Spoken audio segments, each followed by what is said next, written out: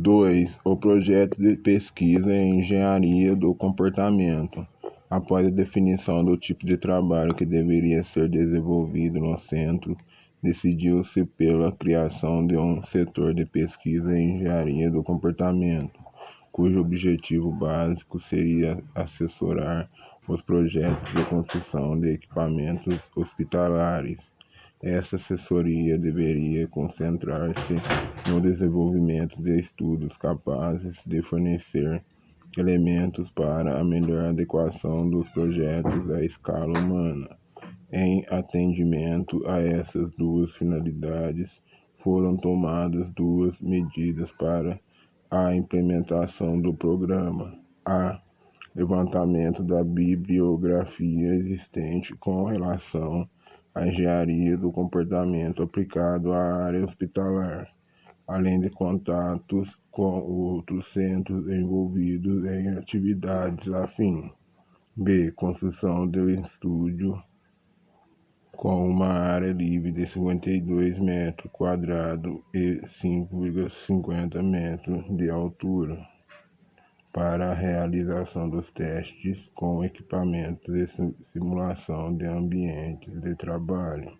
Este estúdio dispõe ainda de iluminação especial e altura suficiente para permitir a realização de gravações de videotape ou filmagens de cima para baixo, perpendicularmente ao substrato. Fundamentos: o levantamento da literatura ergonômica relativa a aplicações no setor médico hospitalar revelou-se extremamente precário, com exceção dos trabalhos de Rappaport, 1970, e Ronco, 1972, que constituem revisões mais ou menos extensas dos problemas psicológicos e ambientais correntes nas instituições hospitalares. Não se conseguiu levantar qualquer outro material crítico pertinente. A grande maioria dos trabalhos de psicologia ambiental no setor de saúde dedicam-se a questões relativas à arquitetura ou problemas sociais em ilustrações psiquiátricas.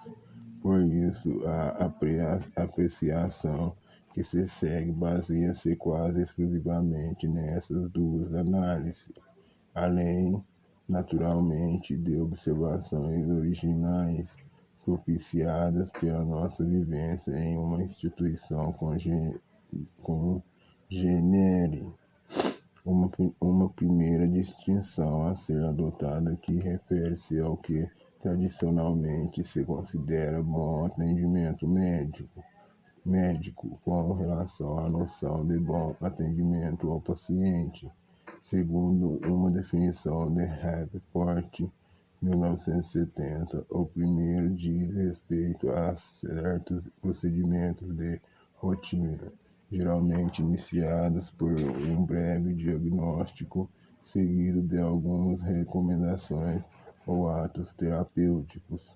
O segundo, a todas as demais e mal conhecidas aspirações do paciente, além do tratamento recebido, ainda que venha existindo ao longo do tempo uma preocupação constante nos setores de saúde com o aperfeiçoamento qualitativo do atendimento médico. Pouco tem sido realizado no sentido de se aperfeiçoar o atendimento ao paciente. Não é fácil precisar as razões pelas quais este fenômeno vem ocorrendo, mas algumas de suas consequências já são discerníveis. E os investimentos concentram-se na tecnologia de invenção médica, gerando procedimentos cada vez mais sofisticados e impessoais e reduzindo o espaço destinado à interação entre o terapeuta e o paciente. O ambiente tende a ser considerado terapêutico apenas na medida em que dispõe e utiliza tecnologia médica, em detrimento de uma conceituação global mais realista. E 3. E 2. O ambiente tende a considerar terapêutico. E 3. A instituição hospitalar decide todo o processo de recuperação do paciente que, tolhido em sua iniciativa, sofre uma agressão permanente à sua integridade psicológica e humana. Antes de analisarmos em detalhe cada um destes 3 aspectos da assistência hospitalar, cumpre refutar 2 argumentos utilizados na defesa dos padrões atualmente em vigor. A. O investimento no atendimento médico seja o essencial nos projetos de saúde. B. Que os investimentos no atendimento ao paciente sejam superfluos e caros. Quanto ao primeiro item, parece-nos impossível uma avaliação do atendimento médico. Em abstract, ele só faz sentido no contexto de suas interações com o usuário. E nesses casos existem evidências de que os critérios para fabricação, aquisição e uso da parafernália médica estejam mais relacionados aos interesses, conforto e necessidade das classes prestadoras do serviço, fabricantes, médicos, paramédicos, etc., do que às necessidades efetivas do usuário. Quanto ao segundo ponto, não cremos que temas como higiene, limpeza e níveis de iluminação ou ruído nas alas hospitalares, por exemplo, possam ser subestimados sob qualquer justificativa séria no processo de recuperação do indivíduo doente. Feita essa ressalva, passemos à análise das consequências dos procedimentos atuais destacados há pouco. Itens 1 e 2 e 3 acima. E atendimento médico. O primeiro ponto a destacar é o fato de, na grande maioria dos casos, os pacientes não terem a oportunidade de discutir seus problemas de saúde com o terapeuta. Nas enfermarias hospitalares, como salienta Ronco, 1972, a rotina impõe uma visita diária de curta duração para fins de prescrição de medicamentos. Todavia, a ciência do comportamento já demonstrara exaustivamente o valor reforçador que a informação ou a simples atenção podem conter em situações de isolamento social e humano. Acrescente-se a isto a imobilidade física do paciente, que o impede de locomover-se em busca de estimulação sensorial, e deduzam-se as possíveis vantagens terapêuticas que uma interação mais significativa poderia representar. Um segundo aspecto relevante foi trazido a debate por um estudo simples de Safran e Chapanis, 1965, Ronco, 1972, que identificaram e procuraram minimizar os fatores mais comuns de erro na aplicação de medicamentos em instituições de saúde. Este tipo de análise não oferece qualquer dificuldade técnica para ser realizada rotineiramente, nem constitui atividade onerosa ou superflua. Ao contrário, só pode trazer benefícios a baixo custo aos pacientes e às equipes prestadoras de serviço. O terceiro é mais difícil de ser rastreado pela falta de dados sistemáticos, diz respeito a um aspecto particular da chamada eficácia técnica do ato médico Illich, 1975. Segundo aquele autor, pode-se afirmar que o conjunto de processos diagnósticos e terapêuticos aperfeiçoados durante as duas últimas gerações e cuja eficácia está claramente provada ser superior ao tratamento tradicional são, em número muito limitado, são baratos e de simples aplicação. Entretanto, a maior parte das despesas médicas é causada por diagnósticos e tratamentos cujo benefício para o doente é nulo ou duvidoso, porque o seu efeito, em caso de sucesso, consiste em modificar a patologia prolongada e intensificando muitas vezes o sofrimento. Página 18. No caso brasileiro, há uma faceta mais irônica do problema, quando se verifica a aquisição de sofisticação técnicas e equipamentos, alures denominados tecnologia de vitrine, que não encontram utilização por simples falta de quem os saiba operar, acabando estocados em algum local inadequado, ou aqueles outros que acabam utilizados por conveniência administrativa ou financeira. A revelia do processo de cura do paciente. E ambiente terapêutico. Este tópico apresenta-se aberto a uma infinidade de questões, de modo que se faz necessário sua limitação. Assim, apresentaremos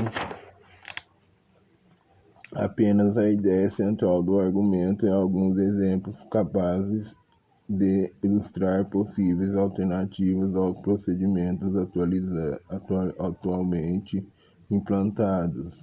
A cerne da questão encontra-se no fato de, com relação ao comportamento humano, o ambiente que nos cerca ser condição suficiente para promover alterações em todos os níveis, incluindo aspectos tão diferenciados como desempenho motor, sensação, percepção, emoção, motivação e até cooperação social, ainda que as pesquisas sistemáticas quanto aos efeitos comportamentais do espaço arquitetural e das características plásticas do design de ambientes não possam oferecer atualmente um corpo sólido de princípios ou leis gerais. Muito se tem discutido e aperfeiçoado. A atenção dedicada ao problema nos últimos anos justifica-se, segundo Ronco, 1972, quando se considera que os estímulos ambientais podem produzir efeitos diversos em sujeitos sadios ou debilitados. Além disso, estudos concernentes aos padrões de adaptação do ser humano à estimulação sensorial indicam que o sistema perceptual pode acomodar-se rapidamente a uma sobrecarga adversa de informação sensorial. Isso significa que mesmo situações de terapia ou internamento extremamente aversivas, os indivíduos podem ser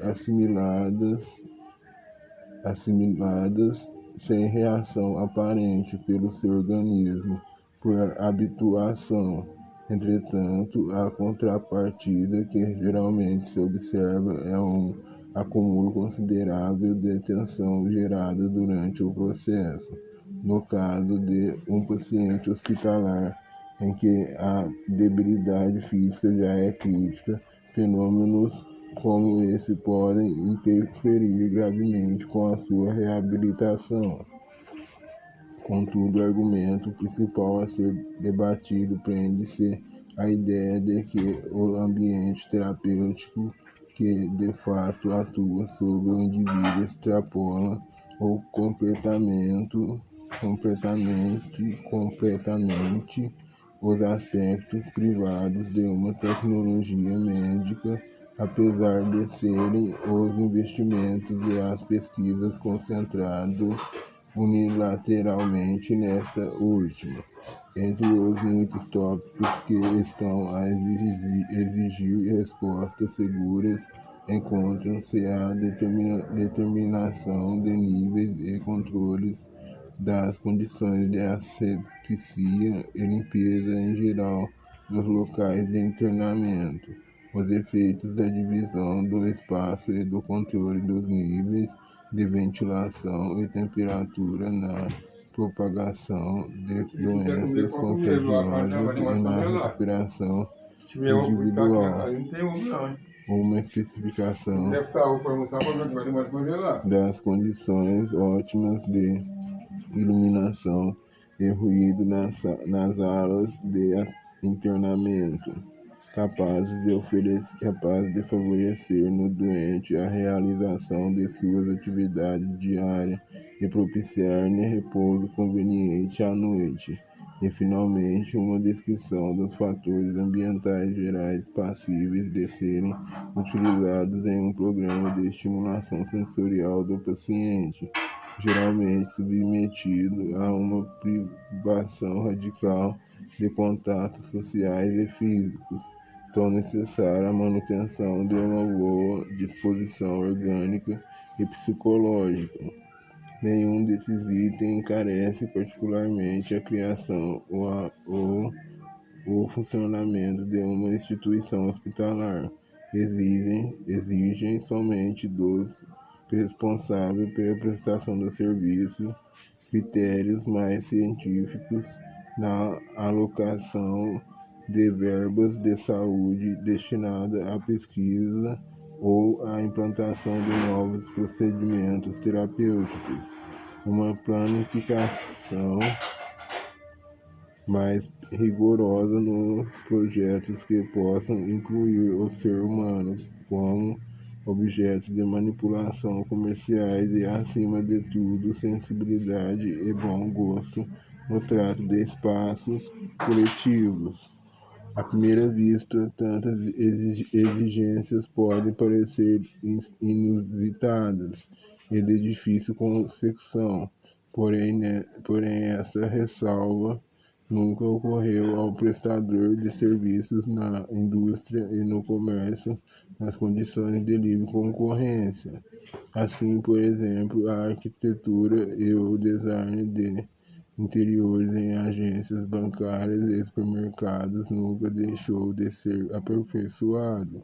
A linguagem da propaganda e a tecnologia das embalagens, bem como a facilitação progressiva do acesso aos produtos comerciais através de processos de distribuições mais racionais, continuam a se desenvolver, tudo isso levando em conta os mais recentes princípios da psicologia do design e da ergonomia, na busca de um atendimento especioso às aspirações individuais de respeito e dignidade.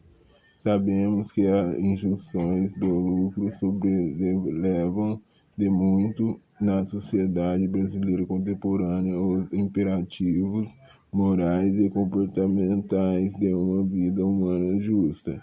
e saudável, contudo, o fato de achar-se o consumidor de saúde em uma posição estrutural passiva contribui para o agravamento da questão, conforme tentar-se a demonstrar adiante. Antes disso, porém, vamos rever algumas das características atualmente vigentes nos ambientes hospitalares passíveis de modificação. A. Confinamento físico. Para Ronco, 1972, existem evidências de que, na grande maioria dos procedimentos terapêuticos, a deambulação rápida do paciente e o contato com o ar puro e luz natural sejam recomendáveis. No entanto, o espaço ordinariamente previsto para enfermarias e corredores mal permite o deslocamento passivo e rotineiro dos internos. Os ambientes tendem a ser fechados, resultando opressivos e impermeáveis à visita generosa dos agentes naturais externos. B. Aparelhagem. É difícil determinar se a razão pela qual os equipamentos médicos hospitalares têm sido imunes ao bom gosto. Sob um prisma puramente técnico, parece ter havido, com relação à matéria, uma lamentável identificação entre virtudes como qualidade técnica, contabilidade, durabilidade e sobriedade com simples mau gosto. Até aparelhos cotidianos como cadeiras de rodas, camas, móveis de enfermaria e outros absolutamente desvinculados de qualquer função técnica sofisticada, costumam ser feios, pesados e pouco funcionários, apesar da crescente e às vezes ridícula complexidade operacional que apresentam. Exemplos típicos, conforme constatamos, são algumas marcas e mesas cirúrgicas que podem oferecer desenhos de movimentos, alguns jamais utilizados e cuja manipulação pode implicar, por vezes, ginásticas surpreendentes, inúteis a um preço que nenhuma instituição de saúde em sã consciência deveria aceder em pagar. Acrescenta-se a isto sua não rara incompatibilidade cultural e ergonômica com o usuário brasileiro, e esta montado o cenário para a criação de um profundo mal-estar no contribuinte que se vê constrangido à assistência hospitalar. Finalmente, vale a pena endossar a tese de que boa parte da sensação de confinamento psicológico que aflige o indivíduo internado em uma enfermaria poderia ser amenizado a partir da reorganização do ambiente que o envolve e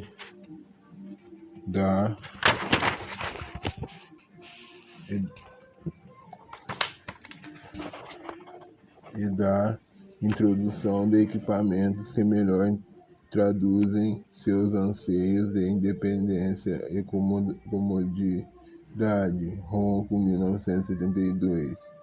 E 2. Iniciativa do processo de recuperação. Neste ponto, retomando o tema da liberdade e da iniciativa do indivíduo no processo de avaliação da saúde, a questão situa-se no plano geral na fronteira delicada que separa uma comunidade responsável de um agrupamento institucionalizado, que delega a algumas entidades míticas o poder de decidir sobre a vida e a morte de cada um, ainda que esta seja uma colocação do problema que extrapola, num certo sentido, o assunto aqui tratado, as implicações filosóficas de que este se reveste finalmente este se reveste dificilmente poderiam ser escamoteadas. Atente-se, por exemplo, para o fato marcante de não estarem as instituições de saúde sujeitas à crítica aberta e democrática do contribuinte, por revestirem-se de características herméticas que lhes atribui o papel social de definir, classificar e comandar, respectivamente, os conceitos, padrões e processos de saúde. Esta prerrogativa moral é suficiente para tolerar a busca individual e comunitária de critérios próprios culturalmente orientados na característica do bem-estar humano. Por este motivo, parece-nos lícito refutar a proposição acima e corroborar a ideia de que a tarefa de promoção social da saúde seja moralmente uma atribuição coletiva.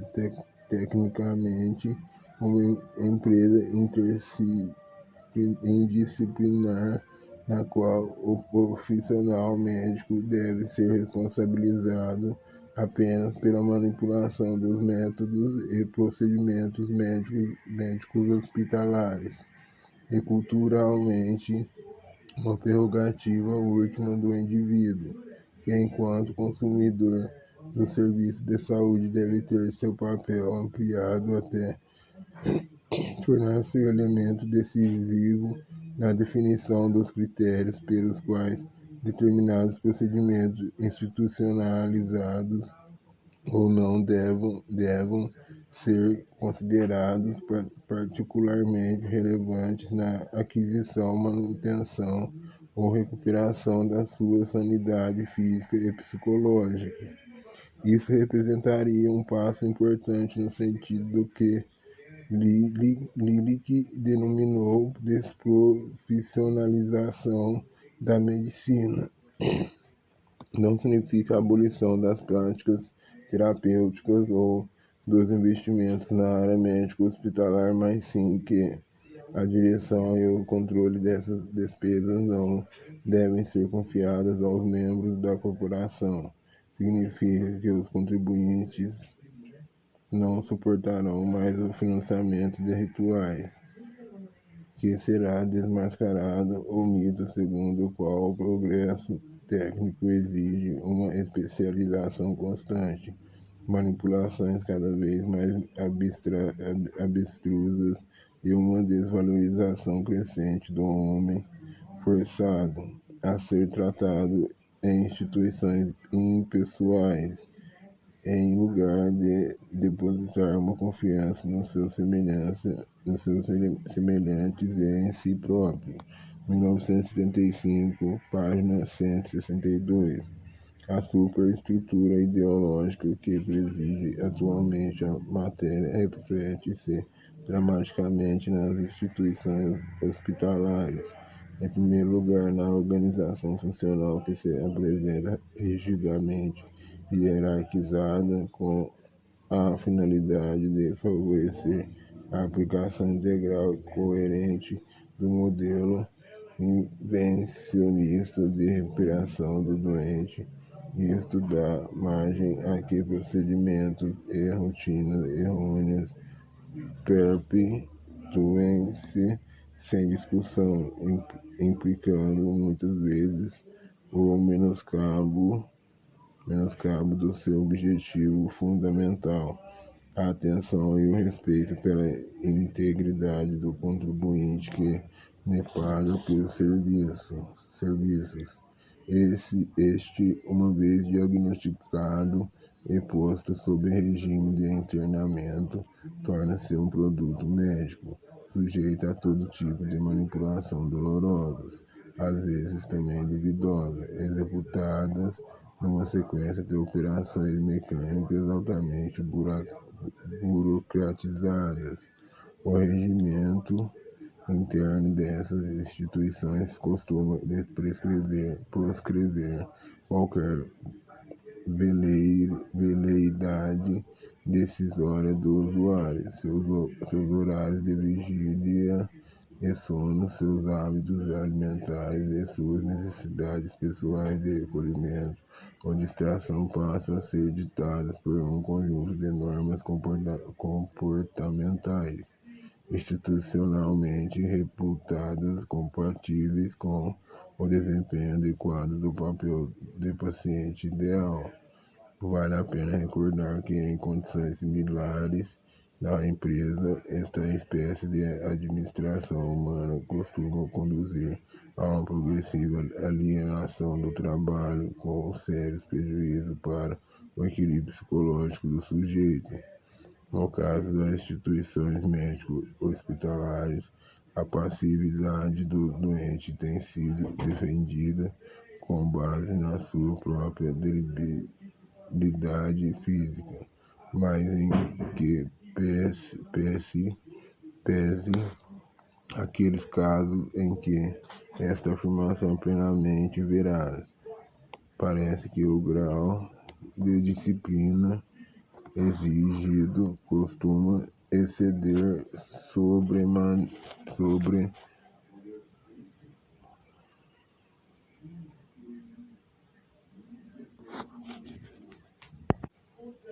sobremaneira os preceitos terapêuticos para tornar-se mero fator de comodidade para os profissionais responsáveis. C.F. Ronco, 1972. Em segundo lugar, a ausência de condições mínimas de recreação que deveriam ser consideradas essenciais em qualquer processo prolongado de isolamento com relação à família e à comunidade. Para uma avaliação inicial do problema, vale a pena transcrever em verbis o comentário de Ronco no aludido trabalho sobre as condições ainda em vigor nos Estados Unidos. Parece seguro afirmar-se que há mais preocupação e se está mais familiarizado atualmente com as atividades recreativas de tripulantes de submarinos e cápsulas espaciais que com as de pacientes hospitalares, sob uma óptica de prioridade semelhante. Escalonamento parece ridículo. Ao menos dever-se-ia tentar aplicar os dados já conhecidos à área médica, ainda que a realidade brasileira não possa acompanhar tão altos voos. A última parte do argumento pode ser perfeitamente aplicada. De modo geral, não são previstas em nossos hospitais atividades capazes de auxiliar o doente a espairecer, a liberar as tensões originadas por um internamento prolongado. As atividades recreativas costumam restringir-se à audiência monótona de programas de rádio e televisão. Segundo a crítica do autor, a questão deveria ser revista em busca de soluções que levassem em conta a iniciativa do paciente. Assim, representações teatrais, jogos, debates de música, por exemplo, poderia eventualmente servir de base para uma nova orientação, capaz de ampliar a interação social e humana entre os membros da comunidade hospitalar. Finalmente, estudos sistemáticos acerca das tarefas desempenhadas pelos diferentes grupos profissionais deveriam ser capazes de orientar uma transferência gradual da responsabilidade pelos processos de cura para o paciente, com vantagens para sua própria autonomia e eventual eventual liberação da mão de obra técnica de atividades não especializadas.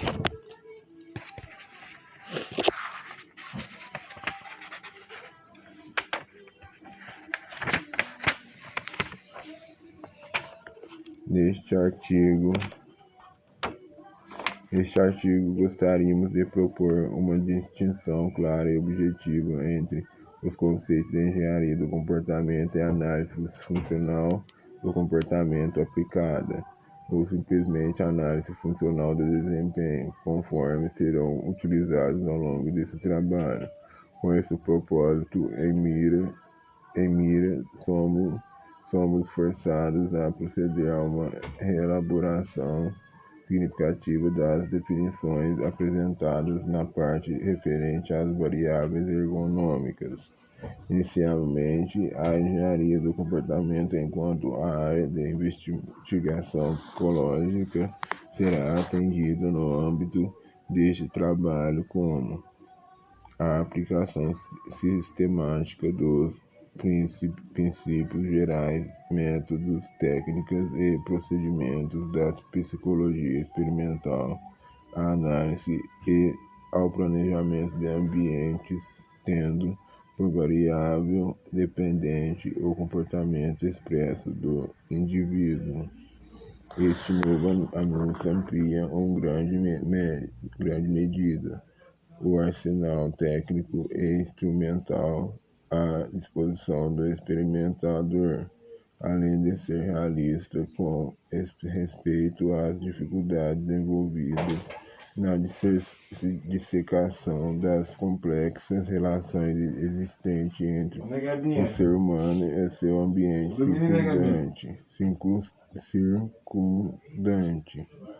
circundante.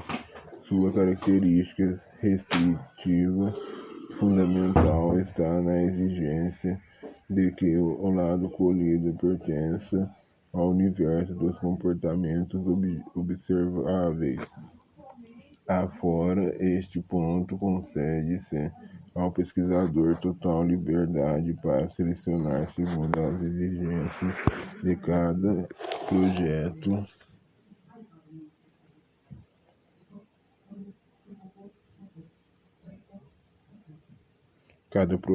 princípios gerais, leis empíricas, métodos técnicos e procedimentos dentro dos campos já consagrados, por exemplo, pela psicofísica e psicologia comparado ou a análise experimental do comportamento. Já a análise funcional do comportamento humano aplicada às interações complexas do gênero humano, homem-humano, gênero humano, ambiente, por exemplo, usuário, equipamento, funcionário, administração, etc., está baseada na observação metodológica dos eventos que antecedem e sucedem cada comportamento do indivíduo, em uma sequência de operações. A unidade de análise não é o comportamento isolado, mas uma contingência dinâmica de três termos: evento antecedente, resposta do operador, modificação ambiental. Por sua vez, o último elo de cada unidade representativa constitui o evento antecedente da resposta seguinte. A análise funcional do desempenho representa, portanto, um método seguro para a exploração inicial de qualquer interação relevante verificada no ambiente através de simples técnicas de observação. A partir dessa análise preliminar, algumas variáveis potencialmente relacionadas às características do comportamento podem ser isoladas e tratadas ordenadamente. Isso subentende numa etapa mais avançada da pesquisa, a mensuração dos possíveis efeitos comportamentais decorrentes da manipulação sistemática de certos estímulos predeterminados ou inputs na nomenclatura dos fatores humanos sobre o desempenho do indivíduo. Verifica-se, portanto, que os conceitos de controle de estímulo e administração de contingências constituem elementos essenciais de definição da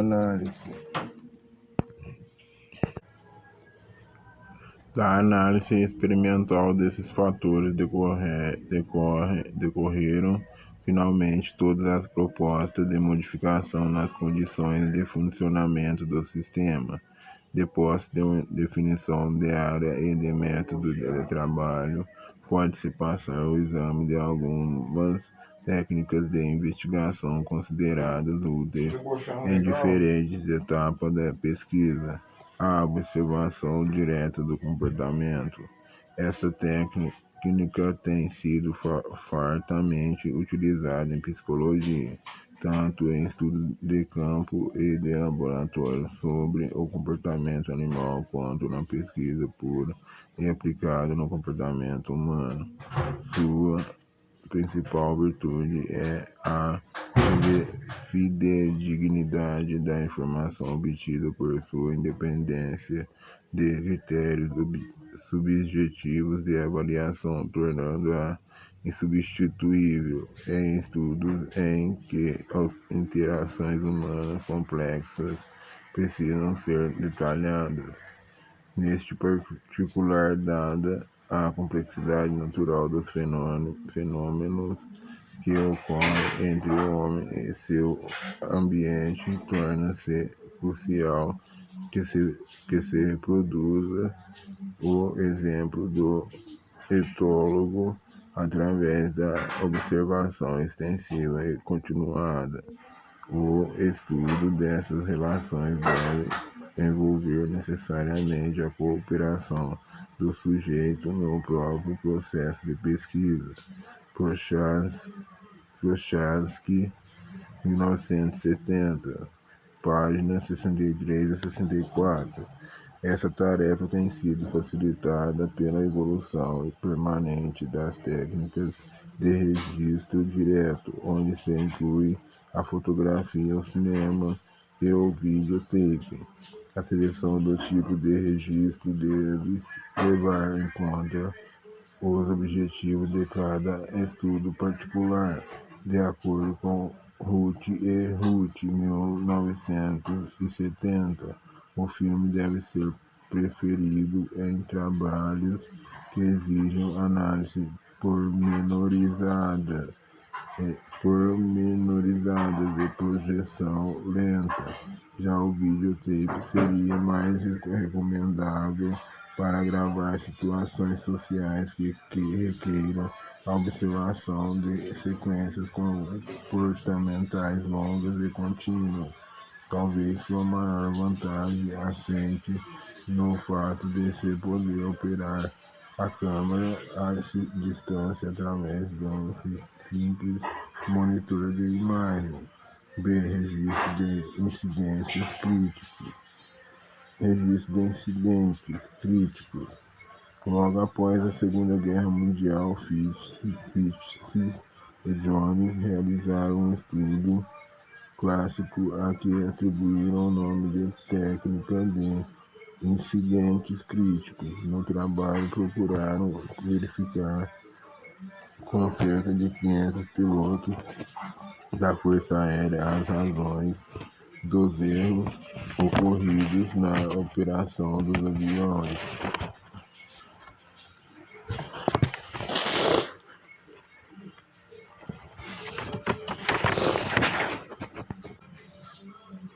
Então utilizados com a finalidade de reduzir as falhas humanas responsáveis pelos acidentes. Foi solicitado aos pilotos uma descrição das dificuldades e erros específicos encontrados na manipulação dos controles e na leitura dos instrumentos. As descrições das experiências críticas recebidas foram classificadas e enumeradas. Fitts, 1958, página 1288. A análise dos questionários revelou que a maior parte dos acidentes era devida às características de ambiguidade encontradas no design dos equipamentos de controle de voo. Apesar da particularidade desse estudo inaugural, a técnica tem sido aperfeiçoada e sua utilidade confirmada em muitas outras oportunidades. McCormick, 1970. C. Simulação de ambientes. Esta técnica consiste na recriação parcial das condições naturais de ocorrência do desempenho pesquisado.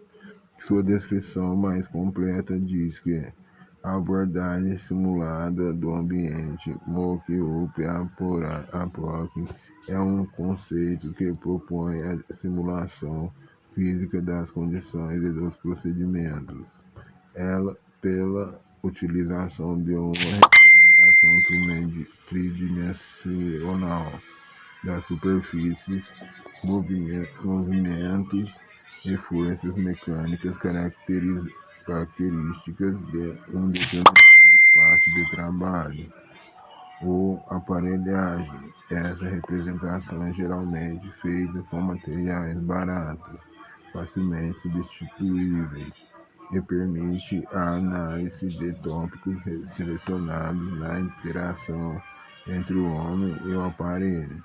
O procedimento de mensuração envolve uma amostra representativa de sujeitos realizando movimentos e esforços característicos da situação de trabalho. Os resultados são expressos em termos da adequação ou não do envoltório de trabalho ao fim previsto. Roebuck e colaboradores, 1935, página 227.